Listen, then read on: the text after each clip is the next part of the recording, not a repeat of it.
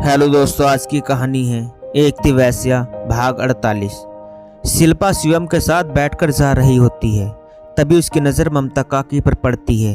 वो शिवम से बाइक रुकवाकर ममता के पास जाती है और उसे सारी बात बताकर अपने घर की चाबी देकर कहती है, अगर मेरे पीछे सुमित आ गया तो यह चाबी उसे दे देना। यह कहकर वो शिवम के साथ बाइक पर बैठकर सहारनपुर आ जाती है। शिवम शिल्पा को रौनक बाजार में लाकर शकीला बाई के हवाले कर देता है। शकीला बाई उसे नोटों की गड्डी देकर वहां से विदा कर देती है। ये सब क्या हो रहा है? तुम मुझे छोड़कर कहाँ जा रहे हो? मेरे पिताजी कहाँ हैं? शकीला बाई, बेटा अब तुम्हें यहीं रहना है, यही जीना और यही मरना है। शिल्पा, क्या बकवास है यह? मैं यहाँ एक पल भी नहीं रुकूंगी। शकीला बाई उसे नींद का बेहोशी का इंजेक्शन लगाकर एक अंधेरे कमरे में बंद कर देती है और मुन्नी बाई से उस पर कड़ी नजर रखने को कहती है। कुसुम शकीला बाई का भरोसा जीतने के लिए मुजरा सीखने का नाटक करती है। शकीला बाई बहुत खुश थी कि जैसा वो चाहती थी वैसे ही हो रहा है। सुमित कलानौर वापस आता है। उसे अपने घर पर ताला लगा हुआ मिलता है। वो गांव में इधर उधर शिल्पा और रमेश को देखता है, लेकिन वो उसे कहीं नजर नहीं आते। तभी वो ममता के घर जाकर पूछताछ करता है। ममता, शिल्पा तुम्हारे दोस्त के साथ सहारनपुर गई है। वो रमेश भाई साहब अस्पताल में भर्ती हैं। तुम्हारा दोस्त खुद शिल्पा को बाइक पर बैठाकर सहारनपुर ले गया। सुमित, कौन सा दोस्त? क्या उसने अपना नाम बताया था? ममता, नाम तो नहीं बताया, लेकिन मैं उसको हुलिया बता सकती हूँ। वो दिखने में बहुत सुंदर, बाल थोड़े बड़े थे, उसने एक छोटी सी चोटी बांध रखी थी।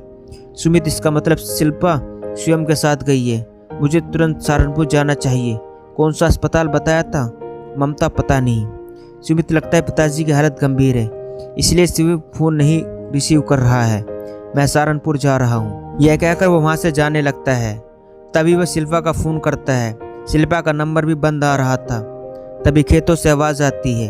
वो आवाज़ रमेश की थी। रमेश की आवाज़ सुनकर सुमित खेतों की तरफ भाग कर जाता है। वहाँ से रमेश को देखता है। रमेश के हाथ पांव रस्सी से बंधे हुए थे। रमेश की ऐसी हालत में देखकर सुमित को बहुत बड़ा झटका लगता है। वो रस्सी खोलकर रमेश का हाथ पकड़कर खेतों से बाहर लेकर आता है। रमेश को पानी पिलाकर वो उससे पूछताछ करता है। पिताजी, आपके साथ ऐसा व्यवहार किसने किया? क्या आप उसे जानते हैं? रमेश, नहीं, मैं उसे नहीं जानता, लेकिन हमारे गांव का रहने वाला नहीं था। उसके कपड़ों से ऐसे लग रहा था कि वो शहर का रहने वाला है। उसके एक छोटी सी चोटी बांध रखी थी।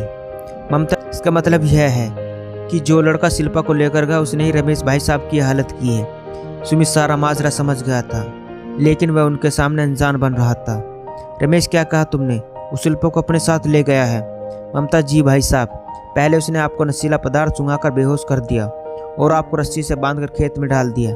इसके बाद वो शिल्पा के पास आया और बोला, मैं सुमित का दोस्त हूँ, आपके पिताजी की हालत गंभीर, मैंने उन्हें अस्पताल में भर्ती कराया है, आप मेरे साथ चलो। और शिल्पा उसके साथ चली गई। सुमित, झूठ कहा उसने, वो मेरा दोस्त नहीं था, क्योंकि मेरा कोई दोस्त इतनी नीच हरकत नहीं कर सकता। पिताजी, आप यहीं रुकिए, मैं शहर जाकर शिल्पा को ढूंढ कर लाता हूँ। रमेश, मैं भी तुम्हारे साथ चलूँगा, न जाने मेरी बच्ची किस हाल में होगी। सुमित, आपकी तबीयत ठीक नहीं है, मैं अकेला ही जा रहा हूँ, आप चिंता मत करो, मैं शिल्पा को अपने साथ लेकर ही आऊँगा। ये कहकर सुमित वहाँ से चला जाता है। यह बात पूरे गांव में आग की तरह फैल गई। हर किसी की जुबान में बस यही बात थी कि शिल्पा का अपहरण हो गया है। जब इस बात की खबर रवि को पड़ी तो उससे रहा नहीं गया। वो किसी को कुछ बताए बिना शिल्पा की तलाश में सहारनपुर के लिए निकल गया। पूरा कलानौर में उदासी का माहौल था, और हो भी क्यों ना, आखिर पूरे गाँव की जान बसती है शिल्पा में। गांव का हर व्यक्ति अपनी बेटी को शिल्पा जैसी बनने को ही कहते हैं, क्योंकि पूरे गांव की शान है शिल्पा। कुसुम अपने योजना अनुसार मुन्नी बाई से बाहर हॉल में मुजरा सीख रही थी। शकीला बाई कुसुम का बदला अंदाज देखकर बहुत खुश थी। शिल्पा के बारे में कुसुम या सुमन कुछ भी नहीं जानती थी। जब उसे होश आया तो उसने खुद को एक अंधेरे कमरे में बंद पाया। शिल्पा ने खुद खिड़की से बाहर झांक कर देखा तो उसके पैरों तले जमीन खिसक गई, क्योंकि बाहर जो लड़की खड़ी हुई थी वह कोई और नहीं बल्कि कुसुम थी। कुसुम को कोटे पर मुजरा करते देख शिल्पा का दिल दहल उठा। कुसुम को इस हालत में देखकर उसकी आंखों में आंसू बहने लगे। शिल्पा कुछ कहती उससे पहले मुजरा करती हुई कुसुम की नज़र शिल्पा पर पड़ी।